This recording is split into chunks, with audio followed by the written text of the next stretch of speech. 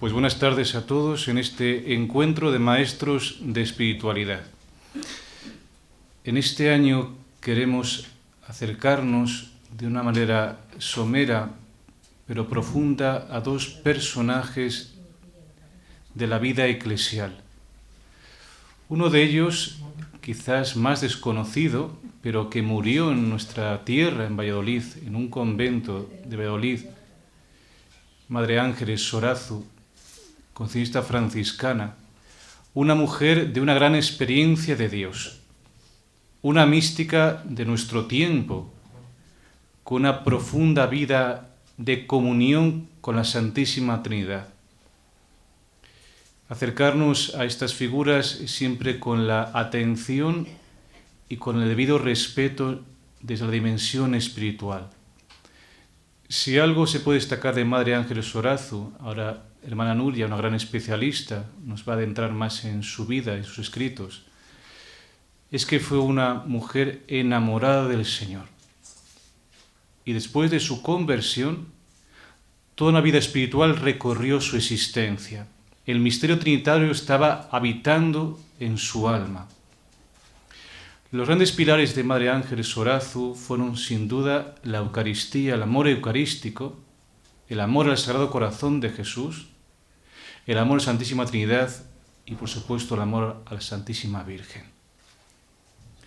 Ella fue madre abadesa del monasterio y después de una larga enfermedad entregó su espíritu. Hablamos de una santa, aunque aún no está canonizada, pero para muchos la reconocemos ya su gran fama de santidad. Y mañana nos acercaremos a la gran figura de San Juan de la Cruz, doctor de la Iglesia, el gran místico, gran escritor espiritual de una profunda vida interior. Son figuras que nos hacen enardecer el corazón y deseos de entrar en mayor comunión con Dios. Los santos no son personas extrañas ni ajenas, sino muy próximas a nosotros. Cuando les invocamos, cuando reconocemos su paso, también sus debilidades, pero sobre todo la fuerza interior para superarlas y el amor de Dios que les impulsa a caminar y seguir cada día adelante. Pues que en este encuentro podamos tener ese deseo de buscar desde la mística el encuentro personal con Dios. La mística es adentrarse en la intimidad de un Dios que tiene corazón y comunica sus gracias a cada uno de sus hijos.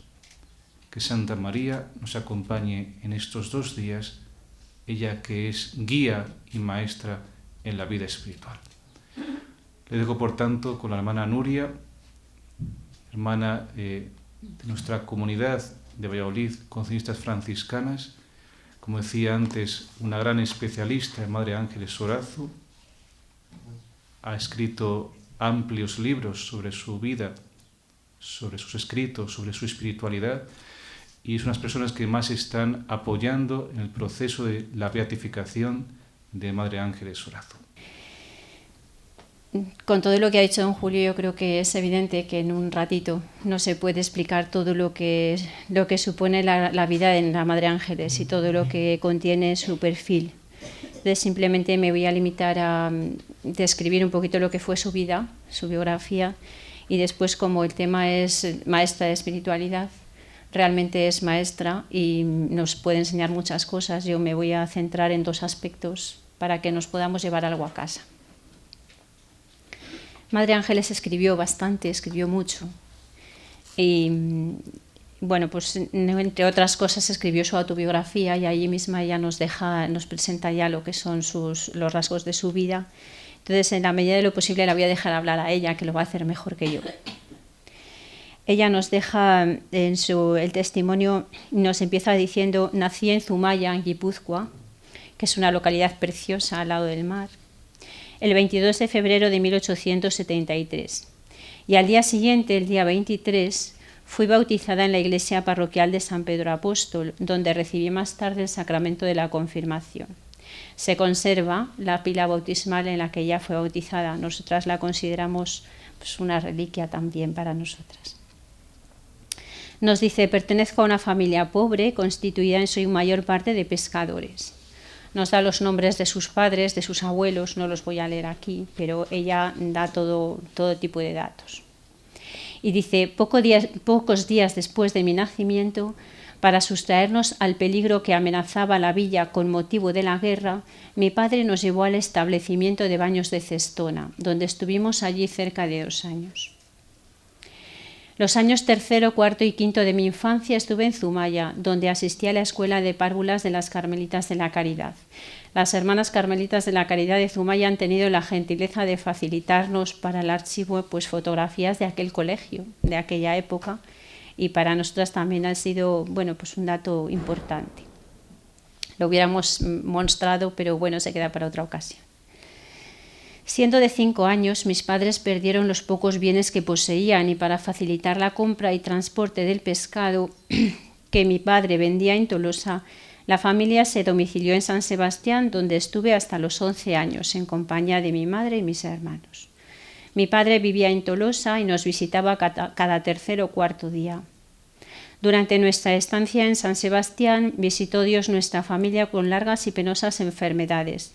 Por este motivo y para distraernos de la pena que nos produjo el desenlace de 2 hermanitas que fallecieron por enfermedad producida incluso por el estado de pobreza en el que vivían, nos trasladamos a Tolosa, donde pasé el resto de mi vida seglar.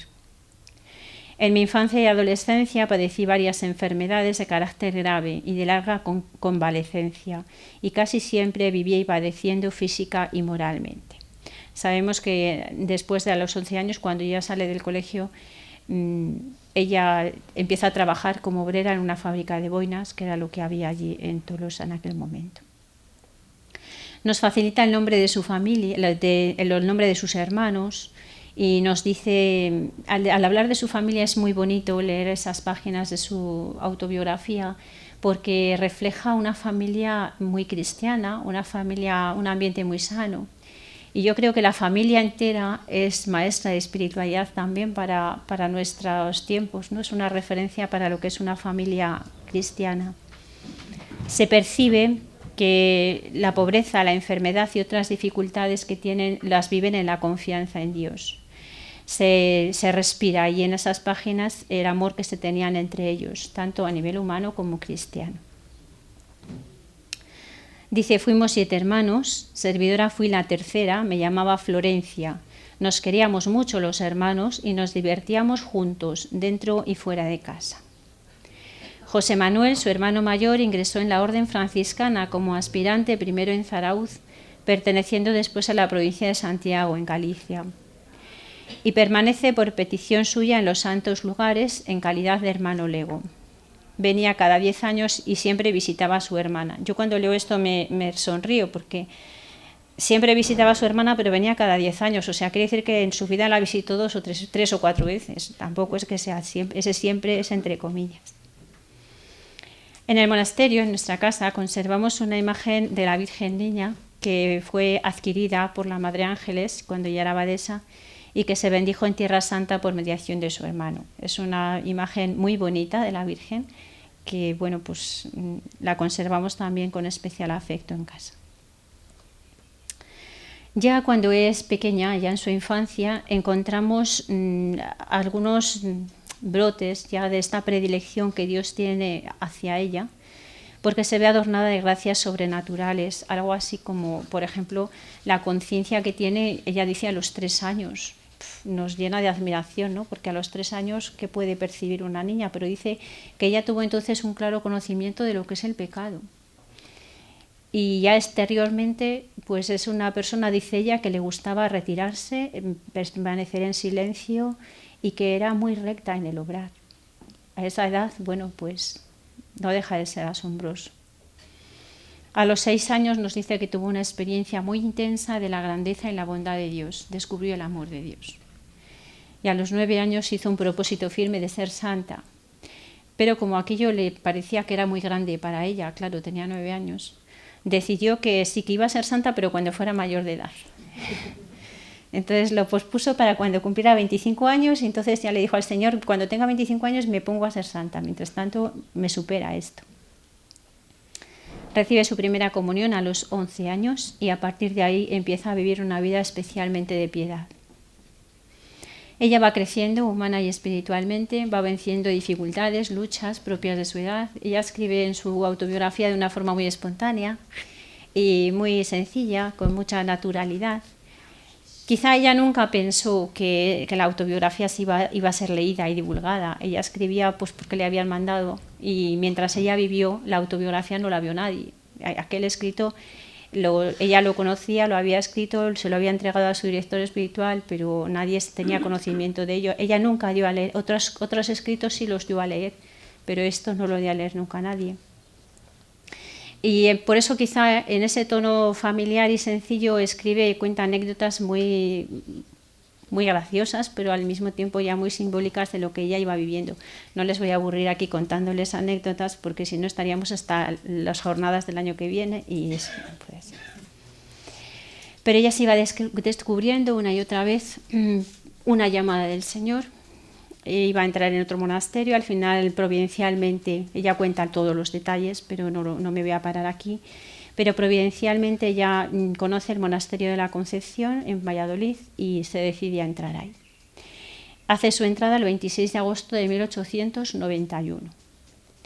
Narra los detalles de su discernimiento vocacional, como conoce, pero lo que sí que, eso no me paro en ello, pero lo que sí creo que es muy significativo es lo que nos cuenta de la impresión que ella tuvo cuando entré en el monasterio. Lo leo también porque a las personas nos suelen preguntar a nosotras con frecuencia, oye, ¿y en el convento qué pasa? ¿Y ahí qué hacéis? ¿Y cómo fue tu vocación? Eso es una cosa que nos suelen preguntar con frecuencia.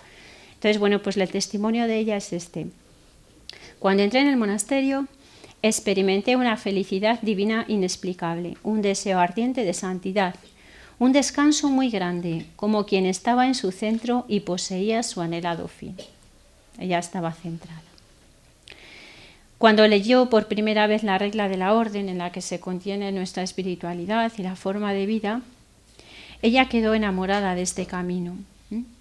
Y dice, entendí cómo se dirige a modelarnos en nuestros modelos, Jesús y María, y anhelaba conformar mi vida con ella. María va a ocupar un lugar muy importante en su vida, no digo yo que central, porque el centro siempre es Jesucristo, pero ella, sus relaciones con Jesucristo los hace siempre con María y en ella encuentra a Jesús. Cuando toma el hábito, de hecho antes que le pusieron Florencia en el nombre de bautismo, cuando ya toma el hábito toma el nombre de Sor María de los Ángeles, que es el nombre con el que ya la conocemos siempre. Y ella explica que luego tomó ese nombre, pidió llamarse así por su devoción a los santos ángeles. A partir de ahí se encomienda a ellos con mucho fervor. Profesa el 6 de octubre de 1892 y desde entonces se entrega de todo corazón a Jesucristo y a María Inmaculada. Y nos dice, a partir de mi profesión, de mi consagración, María fue para mí reina, superiora, maestra, directora y madre. Es decir, que lo fue todo. Una actitud que se deriva de este María Madre y María Reina es que dice, a partir del día que hice mi consagración, conté con la Santísima Virgen para todo. Sentía la imperiosa necesidad de ser toda de Dios en María. Su vida transcurre con la sencillez de lo que es una vida monástica, sin grandes acontecimientos, pero con la frescura que da la gracia cada día, no en aburrimiento ni en rutina, pero sí con sencillez. Desempeña las tareas que le van siendo encomendadas en el torno, en la sacristía, en la enfermería. Ella cuenta cómo pues a tal hora iba a cuidar a las enfermas. En tal momento yo me dedicaba pues en el torno con la hermana tornera, yo me comportaba así. Ella va contando cómo lo vivía y ahí se ven los detalles de la elegancia con la que ella ya quería vivir. Como que nos enseña que hay muchas maneras de hacer la misma cosa y que una cosa se puede hacer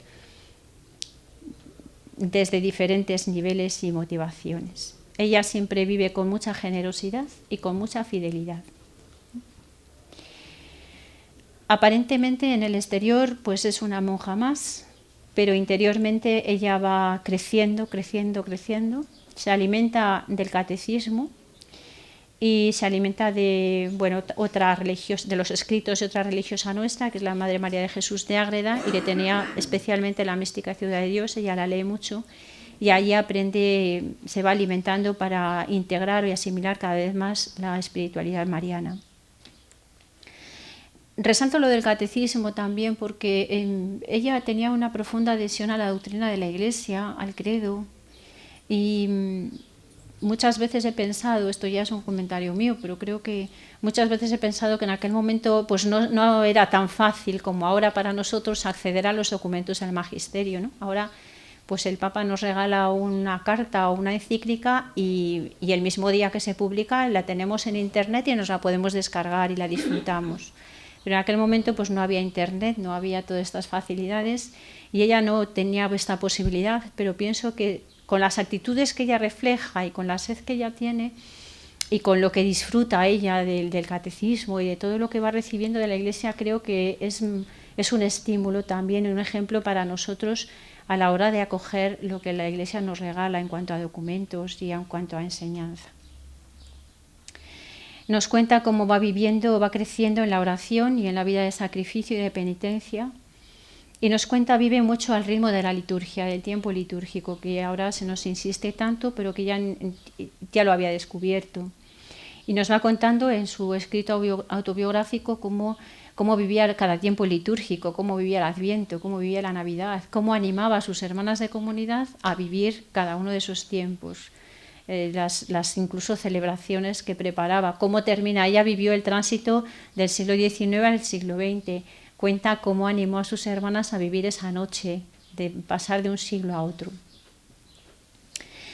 Ella es una enamorada de Jesús y nos dice la meditación, la contemplación de la pasión va a ser muy determinante en ella, la va a acompañar toda la vida, lo descubre en el momento que vive lo que ella llama mi primera conversión, un momento de mayor acercamiento a Dios. Ahí descubre la pasión de Jesús y la va a acompañar este misterio durante toda la vida y lo va a vivir de una manera creciente hasta el punto de que al final de su vida, ella describe, cuando escribe en sus obras, cómo se vive, cómo la persona cuando va identificándose más con Cristo, se va uniendo más y más y más a Él, a su misterio, al final ya una vez consumado incluso el matrimonio espiritual, la persona reproduce en su vida el misterio de la pasión de Jesús.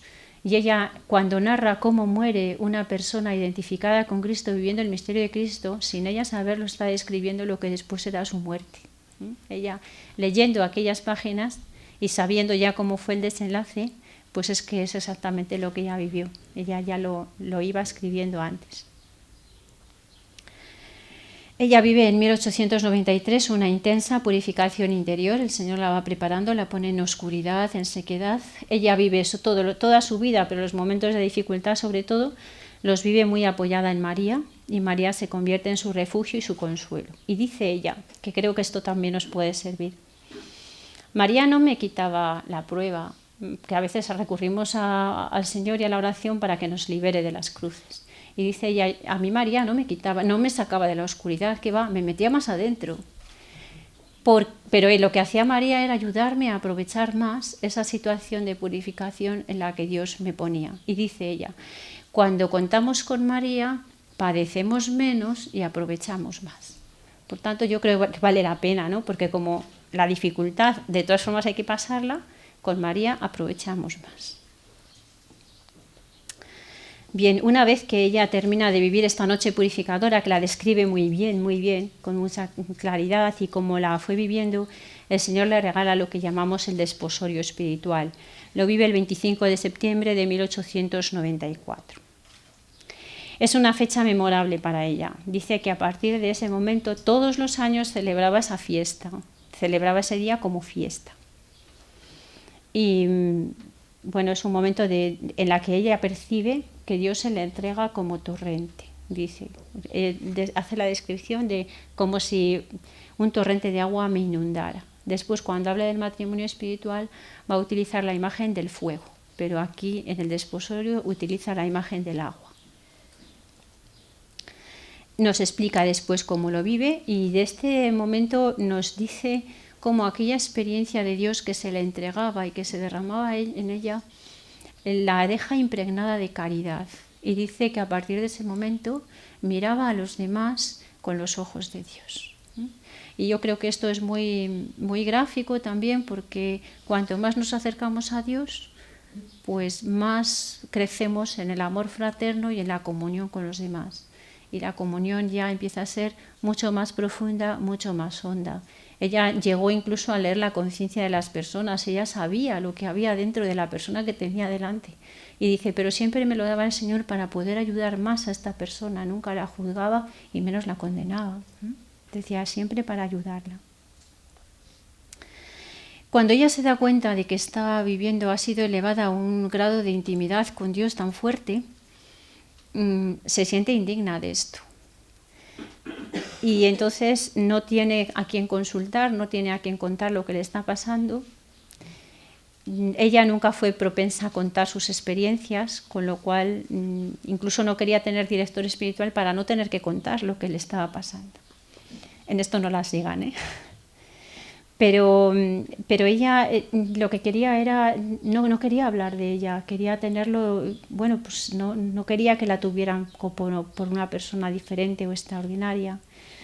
Y entonces este momento lo vive en soledad y ella no sabe hacer una lectura totalmente clara de lo que está viviendo. Y entonces le dice al Señor que la deje, que ella no quiere vivir en ese nivel tan elevado porque ella no es digna de aquello. Y que además eso le dificulta pues el trato ordinario con las hermanas porque se sentía pues muy distante de ellas y pide al Señor que la deje. Como Dios siempre respeta nuestra libertad, le dice, bueno, pues de acuerdo, hacen ellos ahí sus pactos y sus diálogos, porque le dice, déjame, pero no permitas que nunca me aparte de tu lado. O sea que aquello era un poco un arreglo entre esposos, era más bien. Ella desciende de ese nivel tan elevado, pero sigue una vida espiritual pues muy intensa, no pierde la caridad que ella vivía. Yo creo que en ese sentido es aleccionador también para nosotros el que cuando a veces nos equivocamos o cometemos algún error involuntariamente o por desconocimiento, pues bueno, no pasa nada, ¿no? Que a veces lamentamos tanto nuestros errores, pues Dios está por encima de nuestros errores y Él sigue haciendo su obra en ella. En este momento hay un acontecimiento que externo, que también le afecta a ella, y es que el monasterio, el edificio en sí de la Concepción, se estaba deteriorando mucho. Ya hacía imposible que las hermanas vivieran allí. Entonces, el 11 de septiembre de 1895, las hermanas se trasladan al monasterio de Jesús María de nuestra misma orden, que en la actualidad está en la cartera del cementerio, pero que en aquel momento estaba en lo que hoy es el Hospital Clínico, en la calle San Cífores. Cuando llega allí nos dice, las primeras impresiones que recibí cuando penetré en aquel bendito claustro fueron gratísimas, por el gran amor y entusiasmo que las hermanas sentían por nuestra Madre Purísima, pues mi mayor felicidad consistía en que la Virgen fuese amada y honrada cual se merece. Ahí en el convento de Jesús María tiene una experiencia muy bonita y muy significativa, y es que descubre el texto del Evangelio primero y después la Sagrada Escritura. Para nosotros esto puede ser un poco extraño, porque ya desde que somos pequeños pues tenemos la suerte de escuchar el Evangelio con frecuencia, se nos da la Biblia y entonces empezamos a conocerla y se hace un poco raro que ella no lo conociera, pero hay que situarse en aquel momento en el que no era tan fácil acceder a la Escritura. Cuando ella descubre el Evangelio y dice ella, hasta ese momento solo había conocido la palabra de Dios a través de la liturgia, pero cuando descubrí que aquel libro era el Evangelio, pedí permiso para llevarme el libro a la habitación y allí lo estuve leyendo y releyendo y me quedé encantada de aquello que descubrí. Bueno, su estima por la palabra de Dios creo que también puede ser otra lección para nosotros. Ella después en sus escritos tiene varios comentarios a pasajes bíblicos que son muy interesantes, incluso comenta el Apocalipsis, que parece que es un poquito más difícil de entrar ahí, ¿no? El Apocalipsis y el Cantar de los Cantares los comenta mucho y después su evangelio preferido, al que más se remite ella, es el Evangelio de San Juan, sobre todo la última parte. Bien, nos va contando cómo vive la liturgia, cómo se prepara, esto ya lo he dicho antes, no voy a repetir, pero bueno, si les comento, allí ella va contando cómo ha vivido en Jesús María también, cómo va celebrando, tiene una especial devoción al nombre de Jesús. Y nos dice: el 22 de junio de 1898, terminadas las obras de rehabilitación de nuestro monasterio, las hermanas que componían la comunidad regresaron al mismo, con el grato recuerdo de los años vividos con aquellas otras hermanas. Dice: el amor que sentía por ellas me hacía desear su compañía. Jamás olvidaré los beneficios que nos dispensaron nuestras hermanas de Jesús María mientras estuvimos a su lado. Regresan al monasterio de la Concepción. El 21 de febrero de 1904 es elegida abadesa. Nos cuenta también hay unas ciertas vicisitudes y bueno, pues que no voy a detallar ahora, pero un detalle bonito es que ella decide que acepta ser abadesa con una condición, y es que la abadesa de la casa va a ser la Virgen María. Entonces convoca otra vez capítulo electivo para que las monjas voten a la Virgen como abadesa. El acta de este capítulo electivo está en el monasterio nuestro. Y desde entonces tenemos la imagen de la Inmaculada en el sitio de la abadesa, en el coro alto, y le llamamos la prelada. Y vamos a pedirle los permisos pertinentes a ella y vamos allí a contarle nuestras cosas. Bien, en el archivo de la Concepción se conservan muchos testimonios de su tiempo de abadesa, cómo se interesaba por las hermanas, la delicadeza que tenía en cuidar, por un lado, del aspecto humano y del aspecto material del monasterio, y también por cuidar la vida espiritual de las hermanas. Les daba retiros y a mí me gusta particularmente encontrarme pues pequeños billetitos, pequeños papeles en los que ella transmitía, daba a las hermanas en algunos momentos de silencio. Antes el silencio, bueno, ahora cuando hay que decir algo necesario pues lo decimos, pero en aquella época el silencio se entendía de otra forma más rigurosa, no se podía hablar a ciertas horas, pero cuando ella veía una necesidad en una hermana, no rompía el silencio, pero le escribía una notita y se la pasaba, ¿no? Y en esos billetitos, que son una preciosidad, además se ve cómo aprovecha cualquier papel, está escrito en lo que tenía, en lo que encontraba.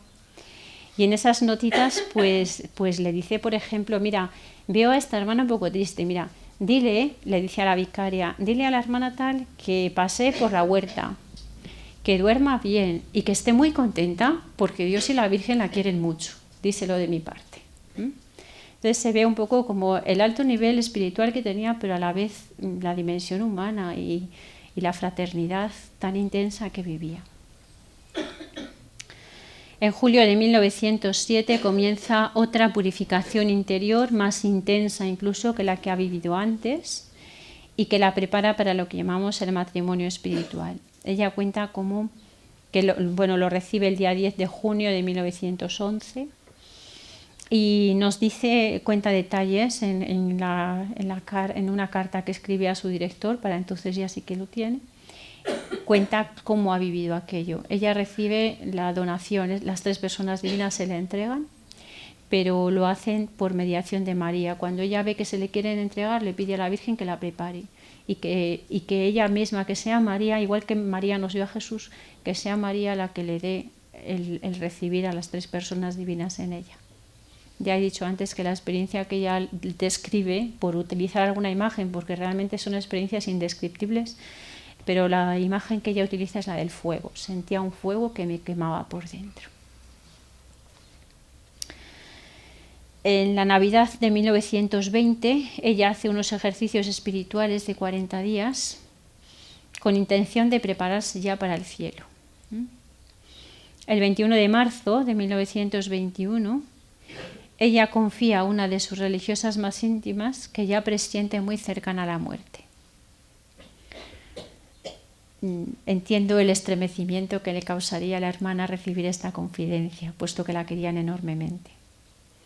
Y el 28 de agosto de 1921 expira tras haber compartido los padecimientos de Cristo. Ya he dicho antes que ella describe cómo muere la persona que está muy unida a Dios, participando hasta el extremo de la pasión de Jesús y cómo ella lo realizó en sí misma. Conservamos sus restos en nuestro monasterio y bueno, pues ahí están en la capilla, se pueden acercar también otras personas a ello, para lo consideramos, por supuesto, hasta que la Iglesia defina públicamente su santidad, pero los restos están ahí. Les he dicho antes que tenemos bastantes escritos de ella. Algunos se han publicado, están accesibles a todos los que quieran leerlo. Por ejemplo, la autobiografía, La vida espiritual, que en este momento está agotada, pero que es el tratado que ella escribe de espiritualidad, el más importante y el más denso doctrinalmente. Se han publicado opúsculos marianos y se han publicado las cartas que ella se cruzó con su director espiritual. También hay otras cartas que están publicadas a otras personas. Y además hay varios escritos inéditos y hay dibujos en los que ella expresaba toda la riqueza que estaba viviendo dentro. Ella no era una artista, pero necesita volcar lo que tiene ahí y entonces dibuja. Estos dibujos después han sido las copias, se han hecho copias y se han mejorado o se han retocado por otros pintores, y realmente cada uno de los dibujos, ella algunos de ellos los explica, y son dibujos pues llenos de contenido teológico y doctrinal. A partir de sus escritos podemos encontrar muchas enseñanzas. Una de ellas, por ejemplo, pues nos remite mucho a Dios Padre, a la experiencia de la filiación divina.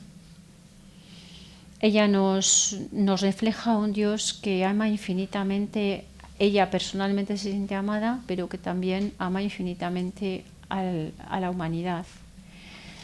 Ella dice, hubo un momento en el que, bueno, en sus experiencias espirituales, dice, sentí claramente, oí dentro de mí claramente que Dios me decía, hija mía. No sé cómo se lo diría al Señor y cómo ella lo percibió, pero dice que se volvía loca de alegría de experimentar la filiación divina. Madre Ángeles fue una gran enamorada de la verdad. Ella, todo su afán era vivir en la verdad, transparentar la verdad, no engañar jamás a nadie. Ella vivía como entendía el pecado como oscuridad y ella quería vivir como hija de la luz. Yo creo que, bueno, es muy significativo este detalle a lo largo de toda su vida y creo que nos puede ayudar también. Otro detalle importante es la radicalidad con la que ella vivía. Ella, cuando entendía que Jesús quería algo de ella, no se lo pensaba dos veces, ella se lanzaba. Y yo creo que también a veces pues, no avanzamos lo suficiente porque no estamos unos cuantos días pensándonos a veces cosas que, bueno, que simplemente es cuestión de entrega, ¿no? Y de generosidad. Yo creo que en este sentido ella nos invita a arriesgarlo todo, a vivir, como decía Santa Teresa, con determinada determinación. Pues ella con su testimonio nos lo viene a decir también. Es una mujer, como nos ha dicho don Julio, pues enamorada de Jesucristo, enamorada hasta el extremo. Ella dice que estaba en Jesúsara. Cuando quiere expresar que crecía ese amor en ella hacia Jesús, pues dice así, en ese momento sentí, vivía en un enjesusamiento, y bueno, pues ella inventa a veces términos para poder explicarse. En este enjesusamiento que ella tiene, pues percibe a Jesús como Salvador, como buen pastor. Tiene páginas preciosas en las que habla de Jesús buen pastor.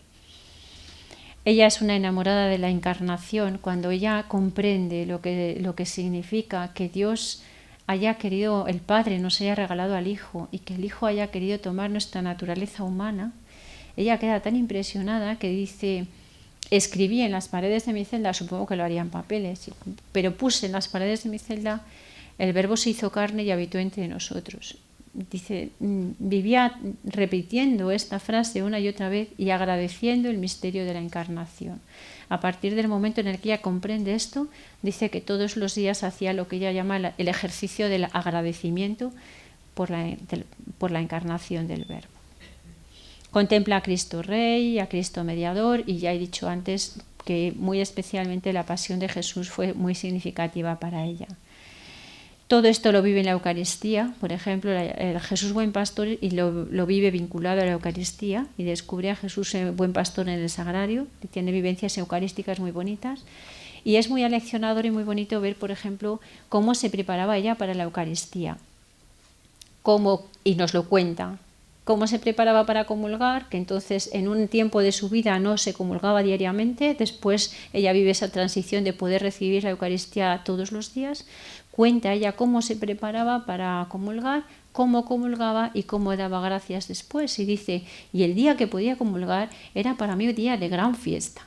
Entonces, bueno, yo creo que nos enseña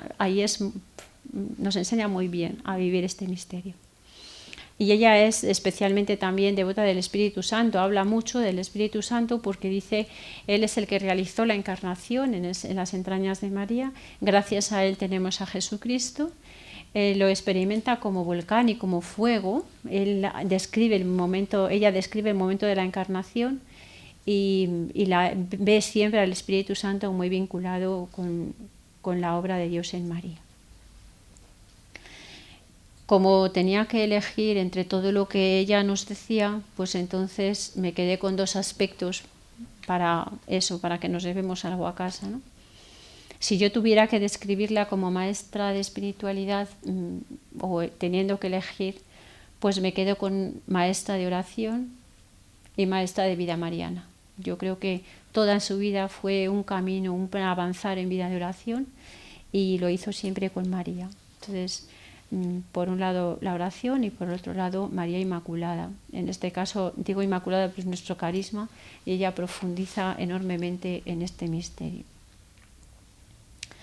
Madre Ángeles no escribe propiamente un tratado sobre la oración, pero escribe su autobiografía que ella le titula Mi historia. Y en su autobiografía, pues lo que hace más bien es describir su historia espiritual y su historia de oración, cómo ella se va relacionando con Jesús en cada una de las etapas de su vida. La biografía exterior se hubiera podido contar, pues como he hecho yo, en una página, pero ella nos presenta un libro de 400 páginas para contarnos su historia, porque lo que está contando es la historia de Dios en ella. Su itinerario orante arranca a partir de lo que ella llama mi conversión. Entonces, en ese momento tiene 16 años, regresa de una fiesta y se ve que regresaba un poquito más tarde de lo debido. Desde luego no creo que fuera tan tarde como vuelven hoy los jóvenes, pero parece que se pasó un poquito. Y entonces su madre le hizo cierta recomendación y dice ella que esa amonestación le hizo pensar mucho. Dice, me retiré a mi habitación a reflexionar las palabras de mi madre. Y aquello me hizo tanto impacto, dice que sentí un vivísimo anhelo de consagrarme a Dios. Y a partir de ahí su vida cambió. Yo, como no soy madre de familia, no sé cómo tienen que educar a sus hijos y no me voy a atrever a decirlo. Pero bueno, creo que es un dato significativo la preocupación de esta madre por su hija.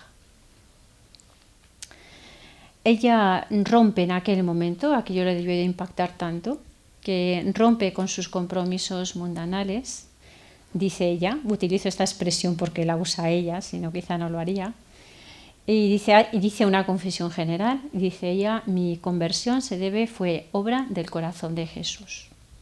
A partir de ahí empieza a vivir una vida de mayor intimidad y hace experiencia de la misericordia de Dios.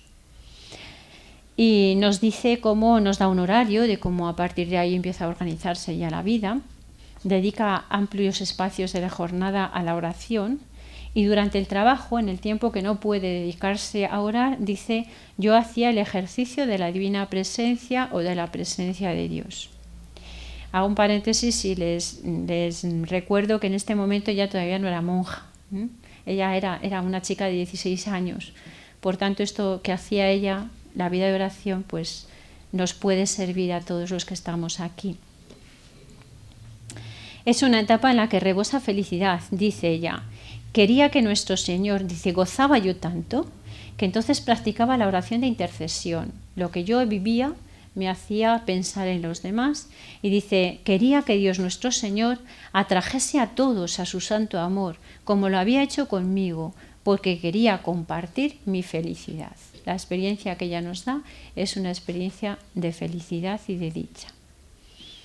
Otro detalle bonito es la sencillez con la que ella oraba. Para poder explicar, dice, me retiraba y oraba un rato a mi manera. A mi manera, pues me parece muy significativo, ¿no? Como en esa sencillez de que no está preparando discursos, sino que deja hablar el corazón. Comienza a partir de ese momento un trato más íntimo con la Virgen María y si es posible, ahora no me paro y luego ya les digo 2 o 3 cositas y ya está. Ella va pasando progresivamente de la oración vocal, de la oración devocional a la meditación. Va a pasar un poquito más tarde de la simple meditación a la comunicación continua con Dios. Va a vivir sus momentos de dificultades, de tentaciones, de pruebas, de progresos y de retrocesos, como vivimos todos nosotros. Y dice, hay momentos en los que todo era confusión, incertidumbre, temores, angustias, que fueron incluso elevándose a un grado cada vez más intenso. Y dice, y crecían a causa de mi timidez a la hora de manifestar al confesor tales luchas. Lo pasan mal también. Pero lo importante es que persevera y que supera todas las dificultades, incluso la de poder sincerarse con el confesor. Ella llega a abrirse del todo. A forma de así de pincelada o de decálogo, lo que ella nos viene a decir es que la oración es don de Dios, que donde Dios toma la iniciativa, dice ella, le agradecía a Dios de todo corazón que me permitiese orar. Creo que en ese sentido, pues también es muy significativo porque a veces nos parece que la oración es una obligación y que vamos allá a aburrirnos. Y ella, sin embargo, lo vive como un don y como un regalo y agradece el poder orar.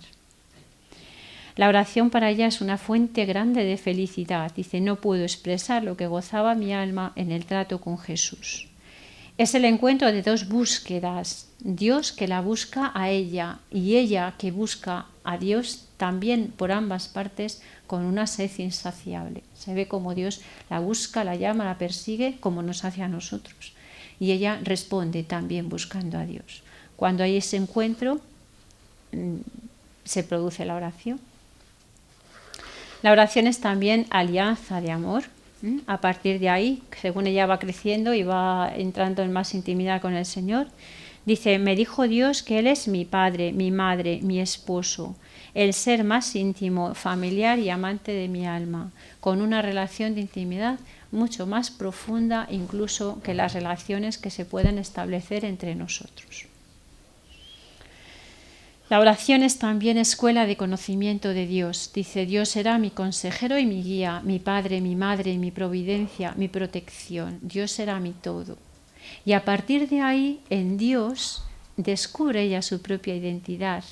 Es decir, que si Dios es padre, evidentemente ella tiene que ser hija. Si Dios es esposo, ella es esposa. Es decir, que encontramos nuestra identidad en el ser de Dios. En Él descubrimos lo que auténticamente somos. Si Dios dice, yo me descubría hija cariñosa, amante y fiel esposa, madre en unión de María Santísima, singularmente amada y predilecta. La oración se convierte, por tanto, en una necesidad vital. Dice, yo no podía vivir sin esta constante comunicación a mi alma. O sea, era como el aire que respiramos. Si nos falta el aire, ¿verdad? Poquitos minutos aguantamos sin respirar, yo no sé cuántos, pero poco.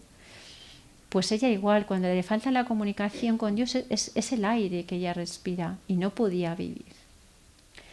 La oración se convierte también en un diálogo confiado, la vive en docilidad al Espíritu Santo. Ella habla de cómo, mira, esto lo hice, actué impulsada por el Espíritu de oración que me trabajaba por el Espíritu.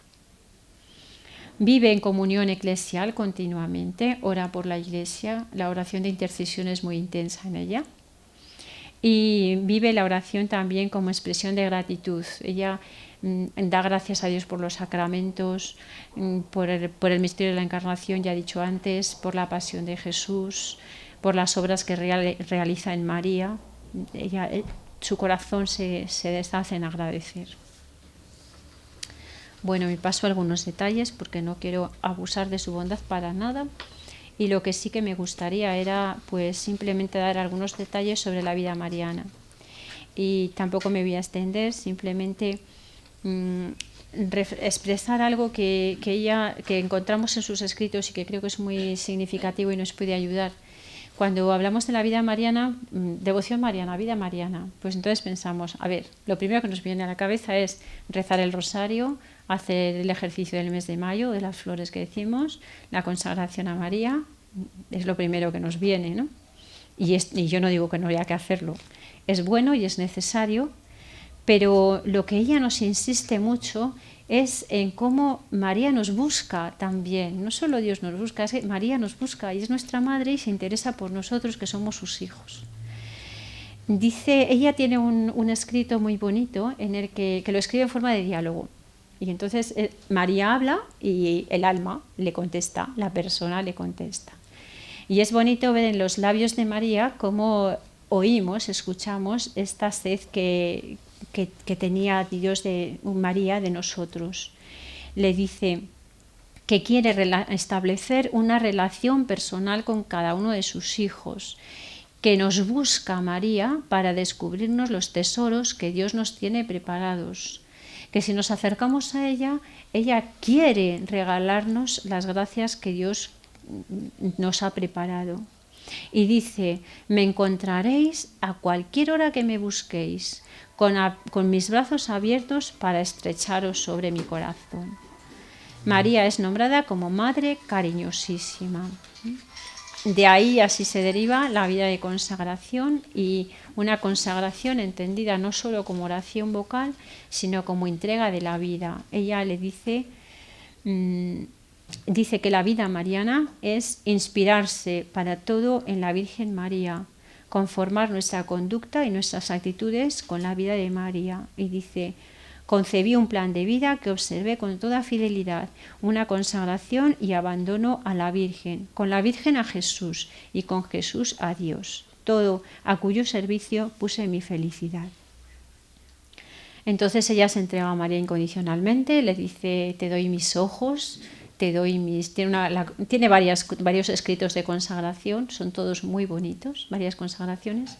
Una de ellas, la más extensa, le va diciendo, te doy mis ojos para que cuando yo mire seas tú la que mira, te doy mis labios para que a partir de aquí toda mi vida sea hablar solamente lo que a ti te agrada, te doy mis oídos para pararme a escuchar solamente lo que tú quieras que yo escuche. Y después de hacerle todos mis pasos, todo, y mi corazón, mi entendimiento, y le dice, ahora tú, María, ahora que yo soy tuya, ahora tú, María, dame tus ojos, dame tus labios, dame tú, para que yo mire contigo, para que seas tú. Y le dice, aplica el versículo de San Pablo, cuando dice, ya no vivo yo, es Cristo que vive en mí, ella dice, poséeme de tal forma, María, que se pueda decir, ya no vivo yo, es María quien vive en mí. Cuando he tenido la oportunidad de compartir la vivencia de la Madre Ángeles en ocasiones como estas, a mí me ha gustado siempre terminar con una oración de ella, porque si es maestra de oración y de vida espiritual, pues me ha parecido siempre terminar así, y esta vez también lo voy a hacer, puesto que hemos hablado de la oración y hemos hablado de la vida mariana, pues les ofrezco el poder renovar esa entrega a María que ella hace. Lo que les voy a leer ahora es simplemente un pequeñito extracto de una larga consagración. Lo he incluido en estos trípticos que pueden llevarse y aquí la tienen. Entonces, bueno, pues yo voy a terminar con esta oración a María y si quieren, pues pueden unirse interiormente a las palabras de Madre Ángeles. Madre mía, desde lo íntimo de mi alma, te consagro todas mis obras y padecimientos, palabras, pensamientos, afectos y aspiraciones y todo mi ser. Recíbeme en tu corazón abrasado de amor a Jesucristo, a quien te ruego me presentes, suplicándole que me reciba en unión tuya y por tu amor. Dile que en tu corazón le espero donde me he establecido para siempre. Que cuanto antes venga a recogerme, porque ansío fundirme en él juntamente contigo. Y mientras llega este momento feliz, me abrazo a ti, María, para contemplarle y amarle con tu inteligencia y tu corazón. Dame parte en tus pensamientos, afectos y plegarias. Reténme en el santuario de tu corazón, adherida a tu Hijo y en Jesucristo a Dios, en la vida y en la muerte, en el tiempo y en la eternidad. Amén.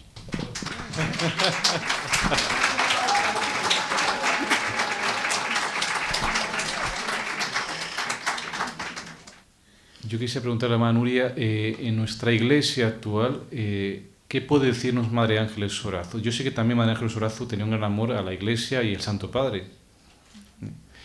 Pero ¿qué puede decirnos Madre Ángeles Sorazo a la iglesia actual, a nuestra iglesia de Valladolid?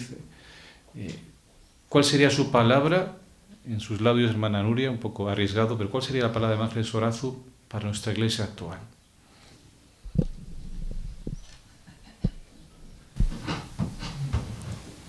Bueno, yo creo que toda su vida nos habla de la adhesión a la Iglesia, de la fidelidad a la doctrina de la Iglesia. Ella rezaba diariamente el credo, pero no solamente con los labios, lo rezaba con el corazón para adherirse del todo a la recta y sana doctrina.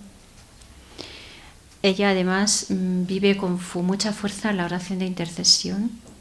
Yo creo que la comunión de unos con otros sería, bueno, ya nos lo dice Jesús en el Evangelio, ¿no? Que todos sean uno.